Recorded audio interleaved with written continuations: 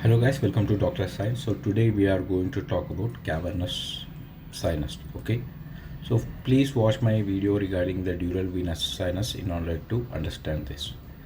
So in this video I'll be talking about the structures passing through the cavernous sinus, and not only that, we will talk about the boundaries of the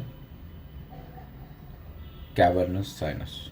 Okay, first I would like to say that please draw the diagram with me. So this is the skull base of the patient, or the skull of the patient, and here is your sphenoid bone, which is present in the middle cranial fossa, right? So here is your sphenoid bone, or we can say sphenoid sinus, since it will be having a cavity inside. So beside this sphenoid sinus, we usually have the cavernous sinus. As you can see here, we have the cavernous sinus. Now we will take a coronal section of this part.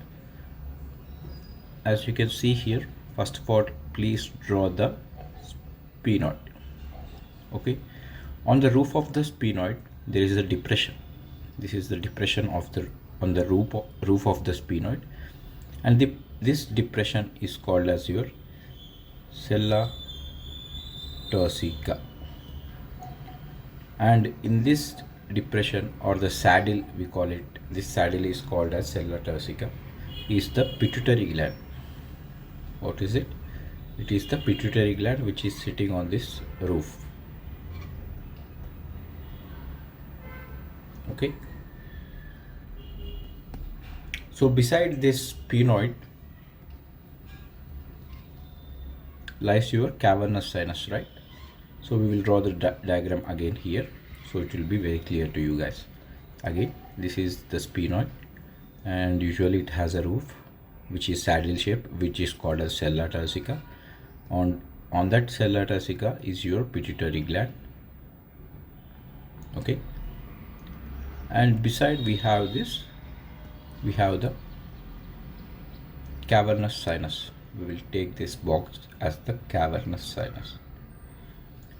They are present laterally. Okay, this is a paid thing. Cavernous sinus is paid. So this is the cavernous sinus. So this is the lateral part of the cavernous sinus. This is the lateral part of the cavernous sinus. And what are the structures passing through the lateral part of the cavernous sinus?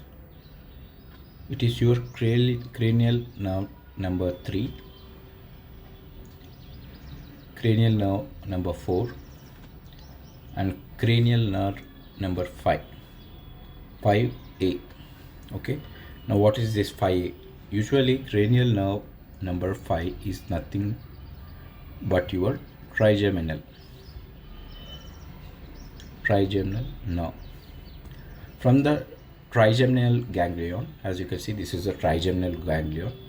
Usually there are 3 nerves coming out, which, okay, one is the ophthalmic, which is V1 or 5-1. Next is your maxillary branch, which is your 5-2, and finally we have the mandibular branch, which is your 5-3. Okay, so what is coming from the lateral wall of the cavernous sinus? It is the ophthalmic branch, which is present laterally. Instead of writing 5-1, I wrote 5A, so you will not confuse with 6. Okay, so that were the boundaries of the lateral wall of the cavernous sinus. Similarly, here also it is cranial nerve number 3, 4 and 5A. 3, 4 and 5A. Okay, now what are the structures passing inside of the cavernous sinus? As you can see, this is the inside of the cavernous sinus, right? So what are the structures passing through the inside of the cavernous sinus? It is cranial nerve number 6, or the abducens. Okay, cranial nerve number 6 is passing inside. And not only that, there is an artery passing here, which is inside. Since it is present inside, we can simply call it as your internal carotid artery. Okay, now what is lying on the top or on the roof of the cavernous sinus? It is your optic chiasma. Okay, so laterally we have cranial nerve number 3, 4 and 5. Inside we have internal carotid artery and cranial nerve number 6, and on the roof we have optic chiasma.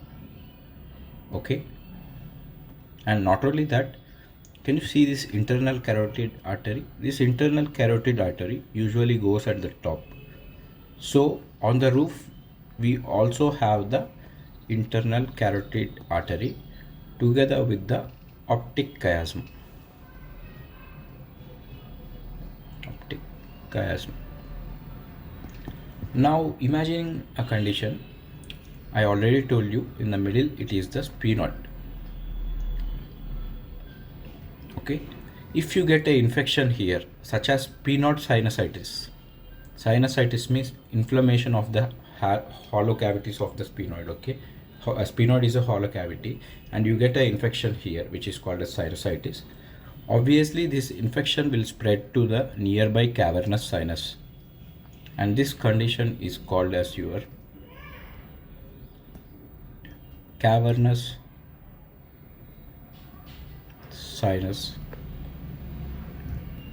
thrombosis. Okay, so sphenoid sinusitis can lead to cavernous sinus thrombosis. Now I already told you, so these are the structures that are passing through the cavernous sinus laterally, on the top and medially.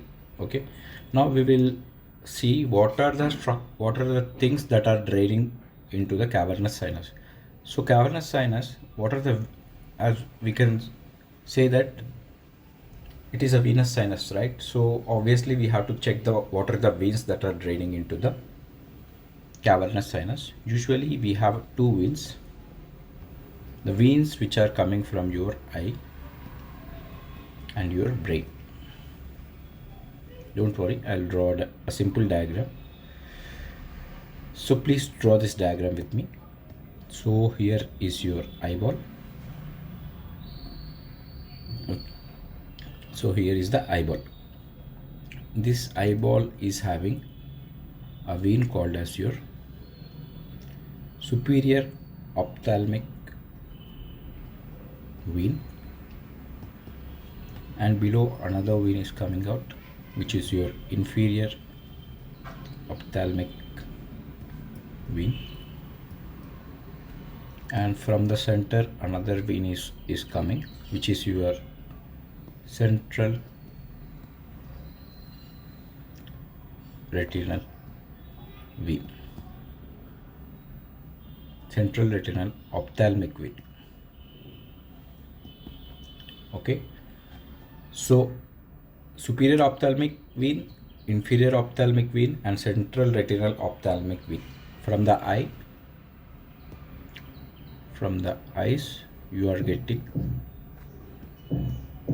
superior ophthalmic vein, central retinal ophthalmic vein and inferior ophthalmic vein, which will drain into the cavernous sinus. Okay, now we talked about the eye, we will talk about the brain. Let's draw a diagram here. Suppose this is the cerebral cortex, this is the right cerebral cortex and this is the left cerebral cortex. Now there is a vein coming from here which is your superficial middle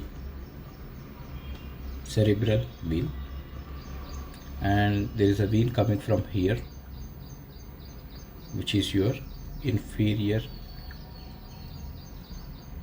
cerebral vein. Okay, these two structures will drain into your cavernous sinus. Okay, so from the eye, superior ophthalmic vein, inferior ophthalmic vein and central central retinal ophthalmic vein will drain into the cavernous sinus, and from the brain we have the superficial middle cerebral vein and the inferior cerebral vein. Okay, I hope you understand that concept. Now please let's see one more diagram here. If you watched my video regarding the dural venous sinus, usually we have a sinus called as straight sinus, right? Straight sinus will give a branch called as your transverse sinus, right? Transverse sinus will give a branch called as your sigmoid sinus, and eventually sigmoid sinus, okay, we will draw the cavernous sinus here. Cavernous sinus, one of the branch of the cavernous sinus is your inferior petrosal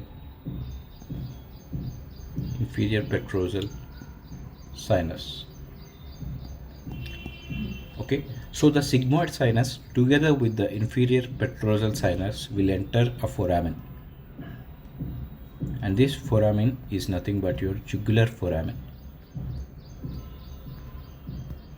and finally from there they will form the internal jugular vein. Okay, so from the cavernous sinus, it is the inferior petrosal sinus which will fuse with the sigmoid sinus and form the internal jugular vein. Now if you are clear with this topic, let's talk about the boundaries. Okay, so once again we will draw the sphenoid bone or the sphenoid sinus. So here is the sphenoid or the body of the sphenoid, and here is your cavernous sinus. So we'll talk about the boundaries now. Okay, this is the cavernous sinus. So what is present on the roof? We'll draw it here. One is the internal carotid artery. This is the internal carotid artery and the optic chiasm. So on the roof we have internal carotid artery and optic chiasm. What is present on the floor? On the floor there is a foramen, and this foramen is called as your foramen lacera. So what is on the floor? It is your foramen lacera.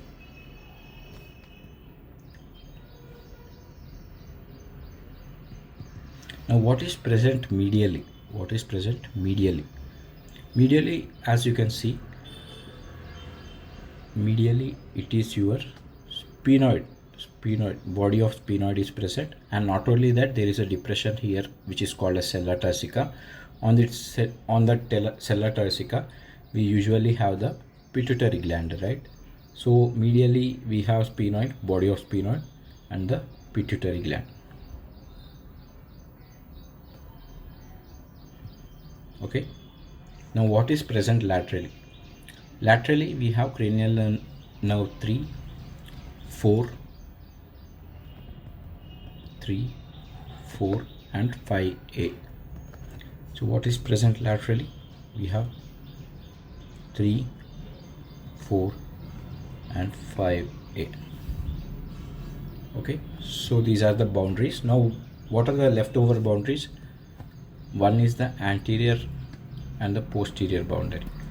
So in order to understand this, we'll draw a small diagram here. So this is the skull of the patient, and here is your sphenoid.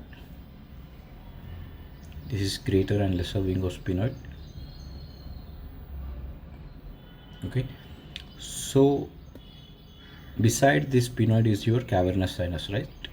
Now what is present anteriorly? Anteriorly there is a fissure called as your, this fissure is superior orbital fissure through which the ophthalmic artery and the optic nerve will come out. I will not talk about it. Okay. And what is posteriorly present? Posteriorly,